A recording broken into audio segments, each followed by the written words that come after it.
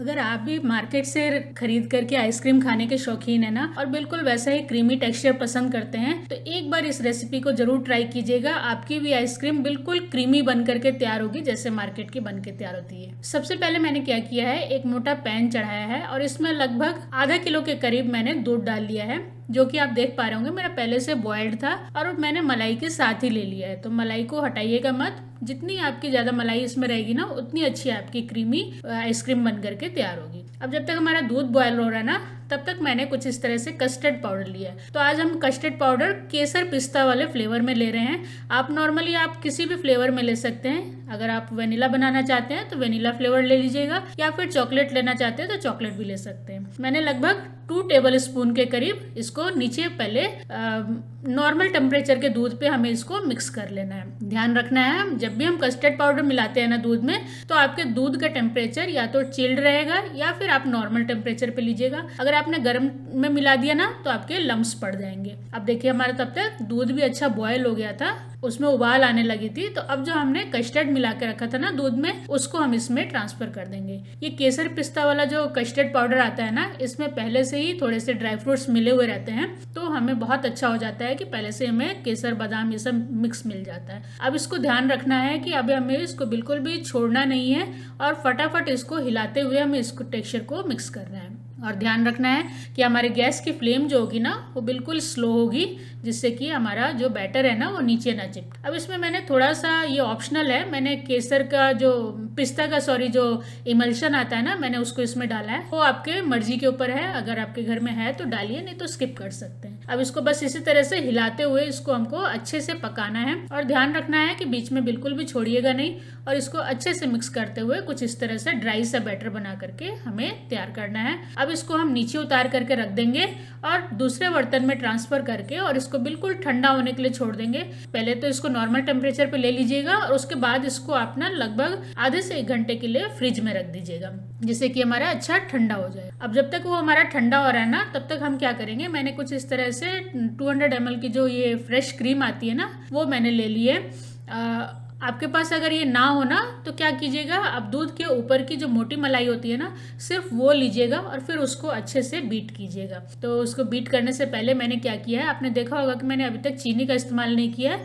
आज मैं ये मिल्क मेड का इस्तेमाल कर रही हूँ। अगर आप इसको आपके पास नहीं है तो आप इसकी जगह पे चीनी पाउडर डाल करके और तब इसको अच्छे से बीट कीजिएगा। तो लगभग 1 कप के करीब मैंने इसमें मिल्क मेड डाल दिया है। और अब इसके बाद आप इस तरह से या तो हैंड विस्कर से मिक्स कर सकते हैं और नहीं तो आप इस तरह, अगर बीटर है आपके पास इलेक्ट्रिक बीटर तो आप इससे भी अच्छे से बीट कर सकते हैं। तो मैंने आज इलेक्ट्रिक बीटर का इस्तेमाल किया है, इसलिए इस्तेमाल किया है क्योंकि इससे बहुत अच्छा बीट हो जाता है और हमारा जो बैटर है ना वो बहुत अच्छा क्रीमी बन करके तैयार होता है। तो पहले धीरे से लो टेम्परेचर से स्टार्ट कीजिएगा इसको बीट करना और उसके बाद इसको हाई टेम्परेचर पे लगभग 5 मिनट अच्छे से बीट कीजिएगा। आप देख पा रहे होंगे कि जब इस तरह से बबल्स आने लगे और हमारा क्रीमी टेक्सचर बन जाए तब तक इसको हमको बीट करना है। अब इसके बाद हम क्या करेंगे, जो हमने पहले से जो कस्टर्ड पाउडर का बैटर बना करके तैयार करके रखा था ना, देखिए अब ये बिल्कुल ठंडा हो गया। मैंने इसको फ्रिज में आधे घंटे के लिए रख दिया था। आप देख पा रहे होंगे ये बिल्कुल अच्छा गाढ़ा गाढ़ा सा पेस्ट बन गया। अब इसको हम इसी बैटर में जो हमने क्रीम बीट करके रखी है ना उसी बैटर में हम इसको ट्रांसफर कर देंगे और फिर इसको दोबारा से बीट करेंगे। अब इसको फिर से हमें 5 मिनट बीट करना है जिससे कि ये बिल्कुल एक सार हो जाए, मतलब एक जैसा बिल्कुल मिक्स होकर के तैयार होना चाहिए। देखिए कुछ इस तरह का, जब ये बिल्कुल क्रीमी टेक्सचर हो जाए और पूरा हम देख पा रहे होंगे कि बिल्कुल ग्रीन हो गया हमारा बैटर और एकदम मिक्स हो गया दोनों बैटर, बस यही तक हमें इसका प्रोसीजर है। तो देखा आपने कितना सिंपल और कितना इजी है आइसक्रीम को घर में बनाना। अब क्या कीजिएगा, इसको एक एयर टाइट के कंटेनर में इसको हमें ट्रांसफर कर देना है। बस ध्यान रखना है कि आपका जो कंटेनर होगा ना वो बिल्कुल एयर टाइट होना चाहिए, कहीं से भी हवा उसमें नहीं जानी चाहिए। अगर थोड़ी सी भी हवा कहीं से भी लगेगी ना तो वो आइस क्रिस्टल्स बन जाते हैं। अब इसको अच्छे से टैप कर लीजिए, ऊपर से आप इसको गार्निश कर लीजिए। ये भी सब ऑप्शनल है, अगर आपके पास मन हो तो इसको कीजिए, नहीं तो आप सिंपली भी इसको जमा देंगे ना तो भी बहुत सुंदर और बहुत अच्छी आइसक्रीम बन करके तैयार होती है। तो कुछ इस तरह से मैंने इसको गार्निश कर दिया पिस्ता बादाम और गुलाब की पत्तियों से।